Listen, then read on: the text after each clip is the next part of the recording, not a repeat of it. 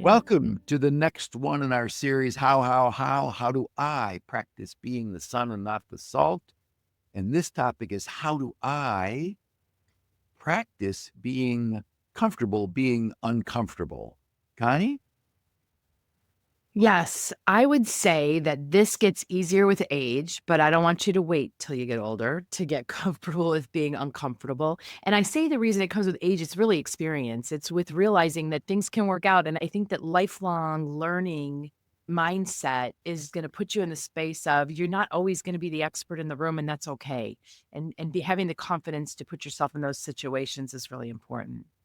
What I love about being comfortable with being uncomfortable is understanding why. Our discomfort teaches us something. And the more that we can embrace circumstances, situations, and people that are difficult for us, there's so Mhm. much learning in it. There's so much stretch and growth. I was saying to you guys this morning that going to the gym is putting yourself in a position of discomfort, but that's the point of it.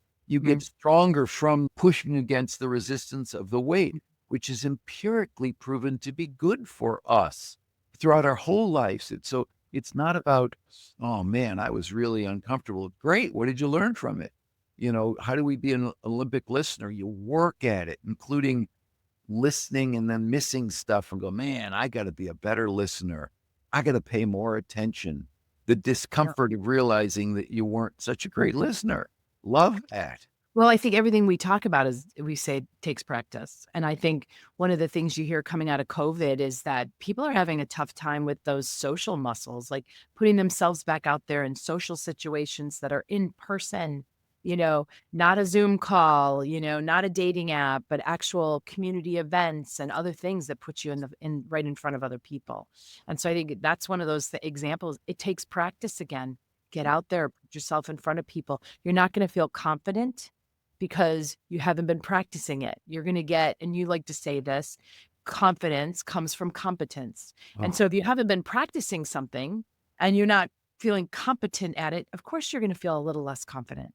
and the only way around that is to do it. This is a Yep. bias for action. You get more confident from your competence, and competence is a function of repetition. Going Mhm. to the gym, again, I'm using the metaphor, allows you to know what the hell to do with the weights. Mhm. Okay? Right. And, presenting in front of a group of people is always difficult for Mhm. most, not all people. The more you do it, the better you get. And I've been doing Mhm. it my whole life, and I'm still trying Right. to do a better job of presenting, making stuff clearer to more people. And I know I feel incompetent when I do it poorly, but I just got to keep doing it, and I'm not done. Well, and preparing for it, asking for feedback. I mean, those are all things I think, we've talked about similar situations on the podcast, but if I'm not feeling confident in my job, if I'm not feeling like I'm doing a great job, I think the first step for me was always identifying what's making you feel that way. Is it just a funny look you feel like somebody gave you, or is it something you feel like you should have known or done better? And I think one of the most efficient ways is to go ask somebody. I'm feeling uncomfortable or less confident because of X, Y, and Z. What do you think? Get the feedback from the right people and instead of just feeling not confident. Yep. And the more we work at this, the easier it gets, but it Mhm. never gets completely easy. There's never a point where, like, oh, yeah, it's effortless for me, like running down a hill. No, it always takes some effort to do it really, Mhm. really well. And that is a paradox because it seems like, well, I can't believe you have to work at it. Well, yeah, I do. I'm You can presenting have this afternoon.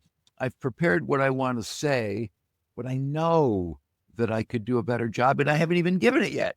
So I know that it will be good. And my goal is to make it great. And to your point, Connie, I will ask afterwards what was good, what could be done better. So I will learn for next time. One thing I know for sure, and this is apropos of what we're doing, being brief is better than being long-winded. Yep.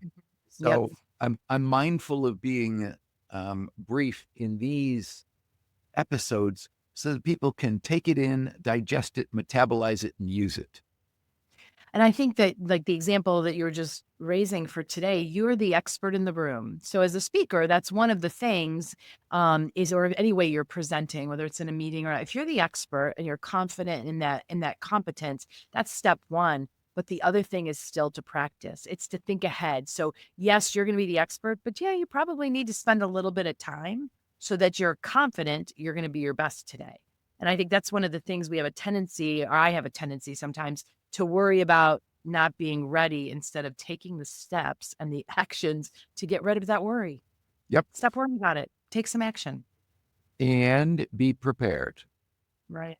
That's and be prepared. So obviously when we're done, you're gonna need to go get yourself prepared for today's presentation.